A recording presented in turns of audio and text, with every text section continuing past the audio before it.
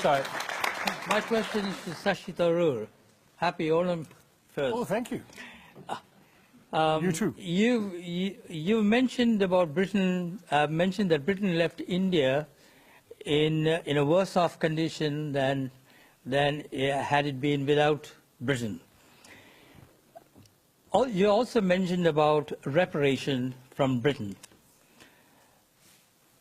What about the skills in engineering and manufacturing India acquired, the administrative and democratic processes it inherited, the infrastructure left behind, and most of all, the rapid education of the Indian people, of which you are an excellent example?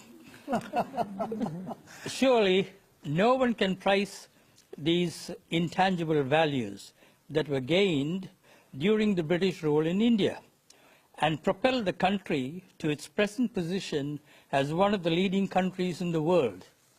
Finally, one more question. I'm doing a Jeffrey Robertson here. In your opinion, where would India be today if the British did not step into India? Oh, there's a lot there. It'll take the rest of the program to answer. I'll try and touch on it. But this is almost like the American saying to the widow of the American president, apart from that, Mrs. Lincoln, how did you enjoy the play?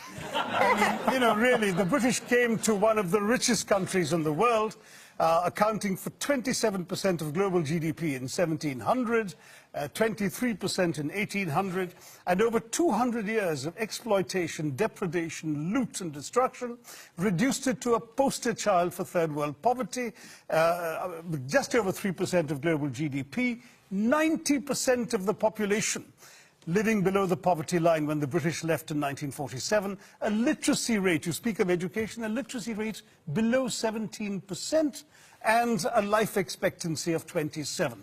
The growth rate of British India from 1900 to 1947 was 0.001%. That's what they were doing while draining the country of taxes and resources. Education, my gosh, the British, the last thing they wanted to do was invest in educating Indians.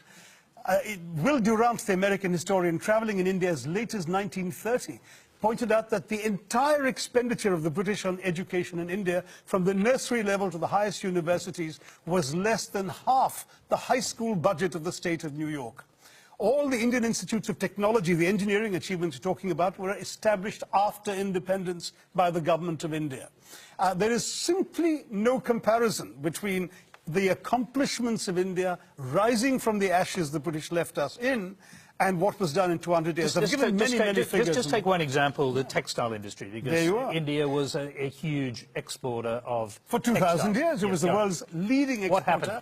In fact, in the Roman Empire, there are debates recorded by Pliny the Elder of Roman senators complaining about the amount of the Roman Empire's gold that was being sent off to India because of the tastes of Roman women for Indian muslins, linens, and cottons. But was it just modernism, the Industrial Revolution, that destroyed it, or was it something else? No, that's the excuse that apologists like to make, that, you know, oh, it's not our fault, you just missed the bus for the Industrial Revolution.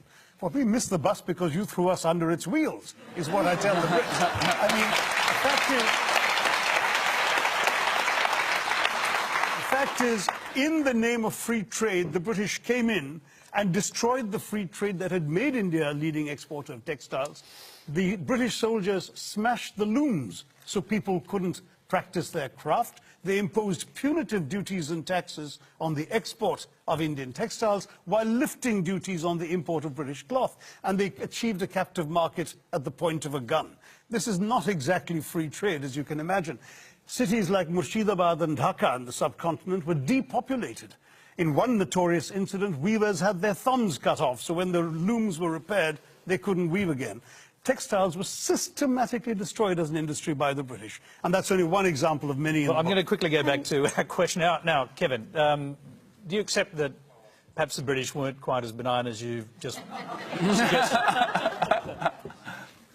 Please read the book, Kevin. There's a lot more there. I've got the book. I'll bring Laurie in here. He gave a speech along these lines to the Oxford Union, got wild applause from the students and others sitting around the Oxford Union Hall. And I'm just wondering, have young Brits come to terms with their colonial past?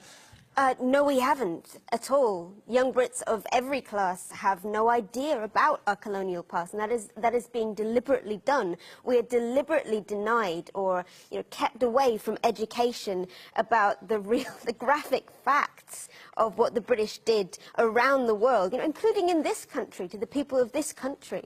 The crimes of the British and the crimes that we committed and that were done in our names over 400 years of pillaging conquest is something that we don't like to think about, and yet it is everywhere in modern British history.